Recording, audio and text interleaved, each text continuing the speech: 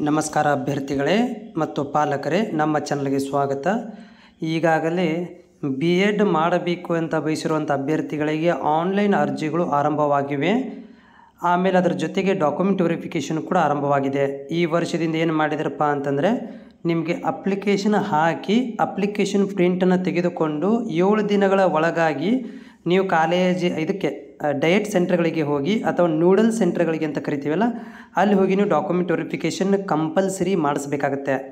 Print ಬಂದ ತಕ್ಷಣವೇ application ಹಾಕಿ print ಬಂದ ತಕ್ಷಣವೇ ನೀವು 7 ದಿನಗಳ ಒಳಗಾಗಿ ನೀವು ನೂಡಲ್ ಸೆಂಟರ್ಗಳಿಗೆ ಹೋಗಿ ಡಾಕ್ಯುಮೆಂಟ್ ವೆರಿಫಿಕೇಷನ್ ಮಾಡಿಸ್ಕೋಬೇಕು. ಇನ್ ಕೇಸ್ ಆಫ್ ನೀವು ಮಾಡಿಲ್ಲ ಅಂತಂದರೆ, ನಿಮ್ಮ ಡಾಕ್ಯುಮೆಂಟ್ಸ್ ವೆರಿಫಿಕೇಷನ್ ಆಗಿಲ್ಲ ಅಂತಂದರೆ ನೀವು ಮುಂದಿನ ಕೌನ್ಸಿಲಿಂಗ್ ಪ್ರಕ್ರಿಯೆಯಲ್ಲಿ ಭಾಗವಹಿಸಲು ಆಗುವುದಿಲ್ಲ. Document verification ಮಾಡಿಸಲೇಬೇಕು.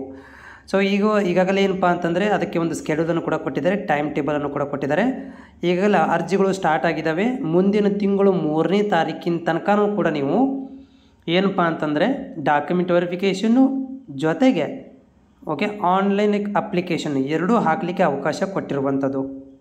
ನೆನಪಿರಲಿ, ನೀವು ಅಪ್ಲಿಕೇಶನ್ನು ಮತ್ತು ದಾಖಲಾತಿ ಪರಿಶೀಲನೆ ಇವೆರಡೂ ಕೂಡ ನೀವು ಮುಂದಿನ ತಿಂಗಳು 3ನೇ ತಾರೀಕಿನ ಒಳಗಡೆ ನೀವು ಮುಗಿಸ್ಬೇಕಾಗತ್ತೆ. ಆಮೇಲೆ ಇನ್ನೊಂದು ಏನಂತಂದರೆ, ಇಲ್ಲಿ ನೋಡಲ್ ಸೆಂಟರ್ಗಳಿಗೆ ನೀವು ಯಾವುದು ಚಾಯ್ಸ್ ಮಾಡ್ಕೊಂಡಿರ್ತೀರಿ ಅಲ್ಲೇ ಹೋಗಿ ಡಾಕ್ಯುಮೆಂಟ್ ವೆರಿಫಿಕೇಷನ್ ಮಾಡಿಸ್ಕೋಬೇಕು. ಅಪ್ಲಿಕೇಶನ್ ಹಾಕಬೇಕಾದ್ರೆ ನೀವು ನೋಡಲ್ ಸೆಂಟರ್ನ ಆಯ್ಕೆ ಮಾಡ್ಕೊಂಡಿರ್ತೀರಿ. ಉದಾಹರಣೆಗೆ ನೀವು ಬೆಂಗಳೂರಲ್ಲಿ ಓದಿದ್ದೀರಾ, ಆದರೆ ನೀವು ಅಪ್ಲಿಕೇಶನ್ ಹಾಕಬೇಕಾದ್ರೆ ಮೈಸೂರು ಸೆಲೆಕ್ಟ್ ಮಾಡ್ಕೊಂಡ್ರೆ ಮೈಸೂರಿಗೆ ಹೋಗಿ ಡಾಕ್ಯುಮೆಂಟ್ ವೆರಿಫಿಕೇಷನ್ ಮಾಡಿಸ್ಕೊಳ್ರಿ. ಯಾಕಂದರೆ ಸೆಂಟರ್ ನೀವು ಚಾಯ್ಸ್ ಮಾಡ್ಕೊಂಡಿರ್ತೀರ. ಈ ಒಂದು ಪ್ರಕ್ರಿಯೆ ಮುಗಿದ ಮೇಲೆ ಮುಂದಿನ ತಿಂಗಳು 10ನೇ ತಾರೀಕಿಗೆ ಏನಾಗುತ್ತೆ ಅಂದರೆ, ನಿಮಗೆ ಅಭ್ಯರ್ಥಿಗಳ ಅರ್ಹತಾ ಪಟ್ಟಿ ಅಂದರೆ ರ್ಯಾಂಕ್ ಪಟ್ಟಿಯನ್ನು ಬಿಡುಗಡೆ ಮಾಡ್ತಾರೆ. 11ಕ್ಕೆ ನಿಮ್ಗೆ ಏನು ಮಾಡ್ತಾರೆ, ಆಪ್ಷನ್ ಎಂಟ್ರಿ ಮಾಡಲಿಕ್ಕೆ ಕಾಲಾವಕಾಶನೂ ಕೊಡ್ತಾರೆ. 11ರಿಂದ 12 ದಿನ ಟೈಮ್ ಕೊಡ್ತಾರೆ. 13ಕ್ಕೆ ನಿಮಗೆ ಮೊದಲ ಸುತ್ತಿನ ಸೀಟ್ ಹಂಚಿಕೆ ಪ್ರಕಟಣೆಯನ್ನು ಹಚ್ತಾರೆ.